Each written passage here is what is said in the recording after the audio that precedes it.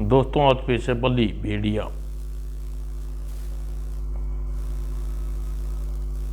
ये एक और चित्र है दोस्तों।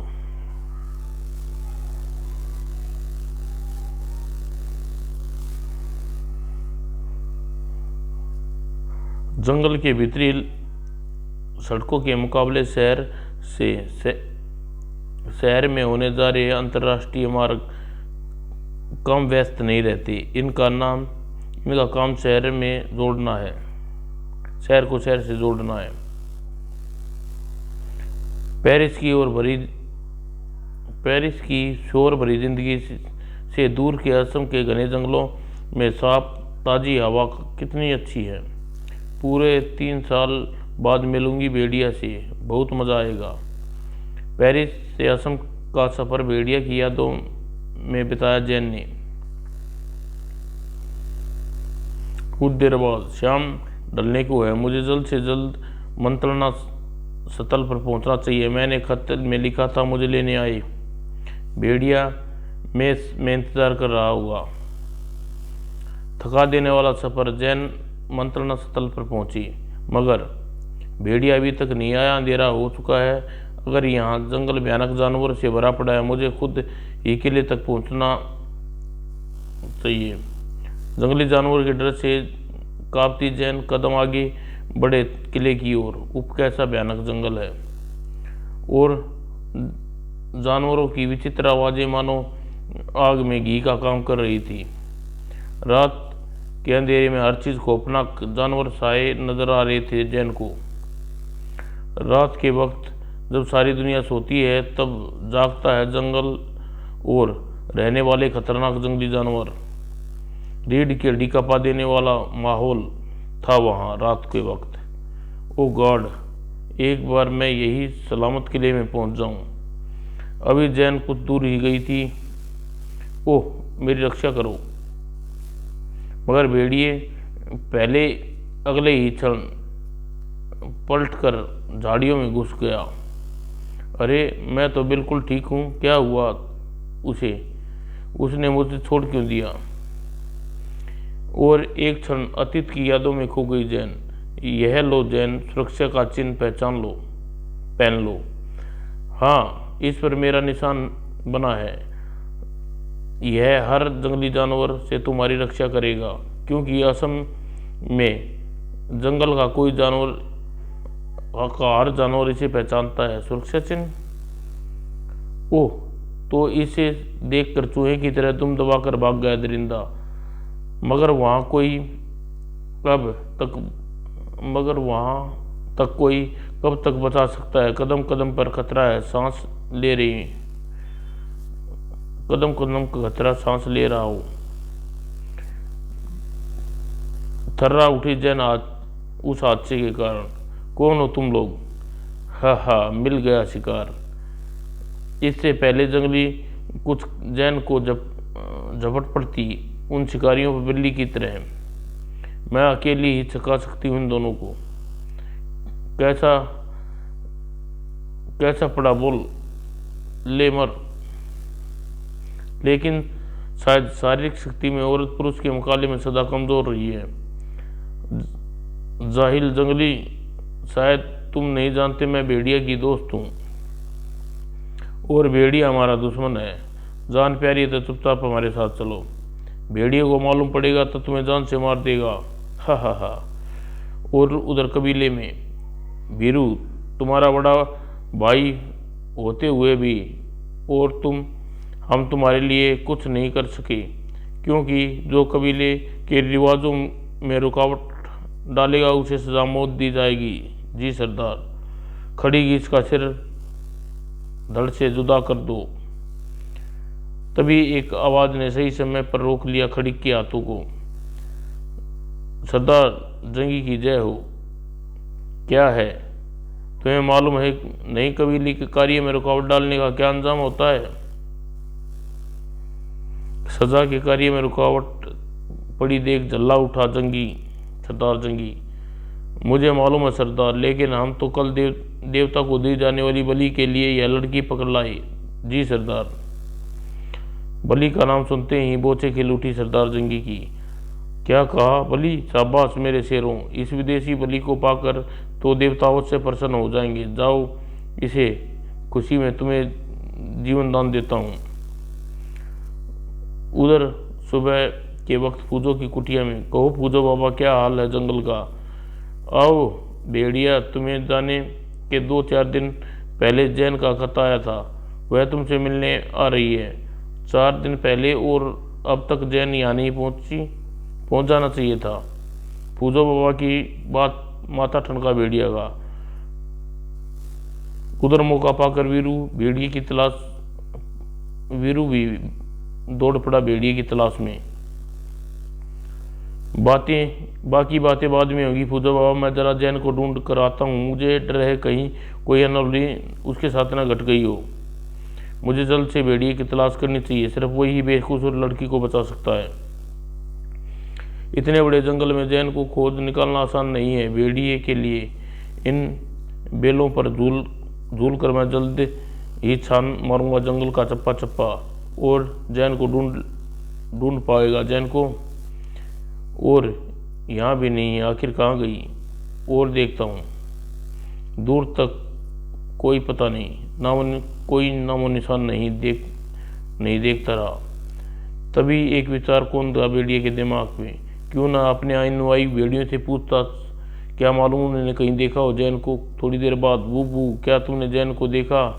नहीं भेड़िया देवता, मैंने उसे नहीं देखा। बूबू क्या तुमने जैन को नजर आई?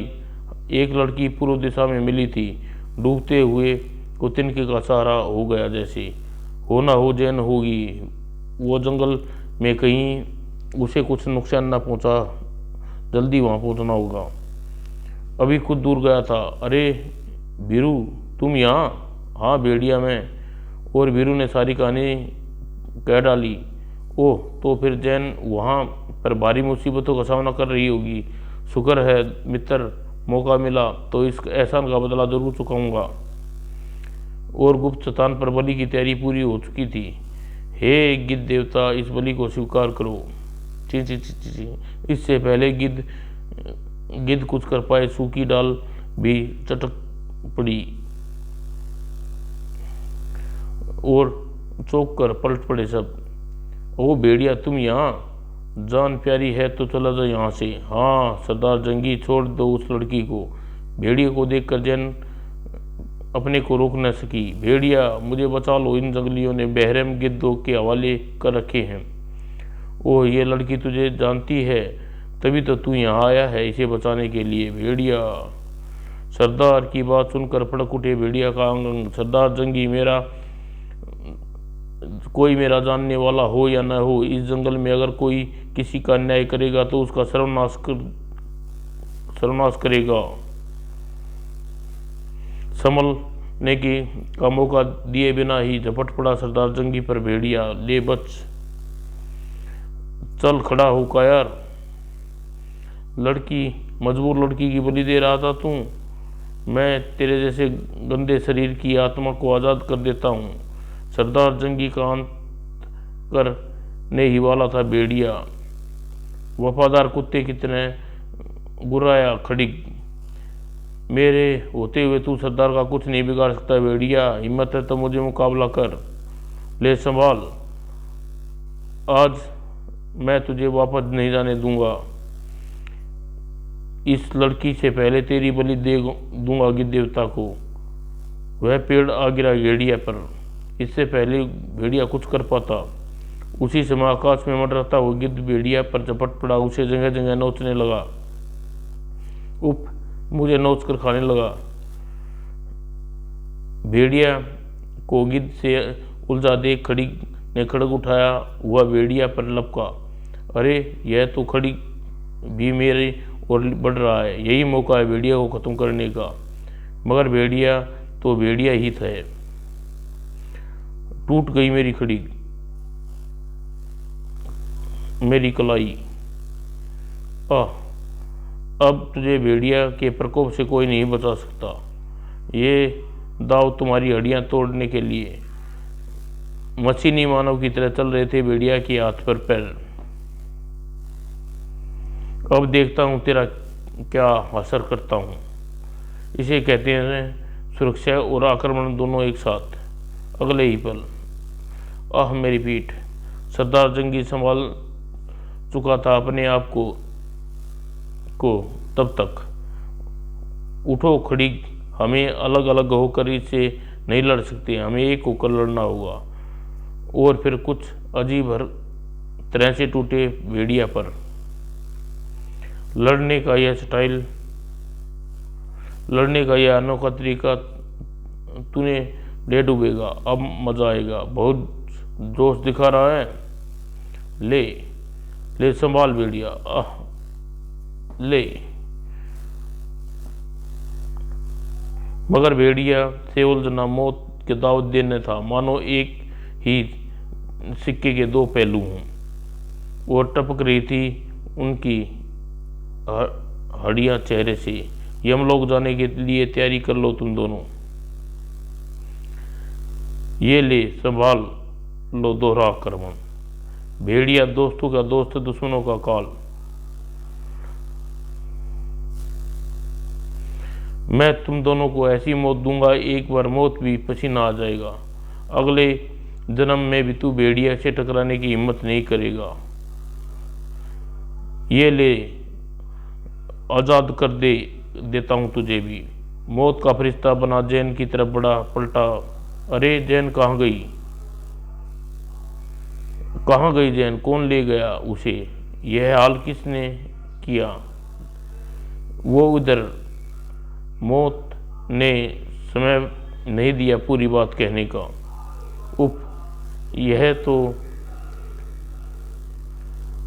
उप यह तो मर गया, लेकिन जैन का पता कैसे लगाए? एक बार मुझे अनुयायियों की मदद लेनी होगी। वाह वाह वाह। और झुंड चल पड़ा भेड़िया की आवाज़ की दिशा में। अगले ही पल ओह मेरी पीठ। सरदार जंगी संभल अपने आप को तब तक। ओह कड़ी, अब हम अलग अलग होकर नहीं लड़ सकते, एक होकर लड़ना होगा।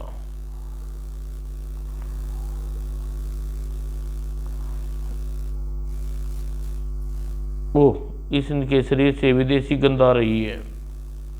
उसी क्षण चल पड़ा वह पूर्व दिशा की ओर।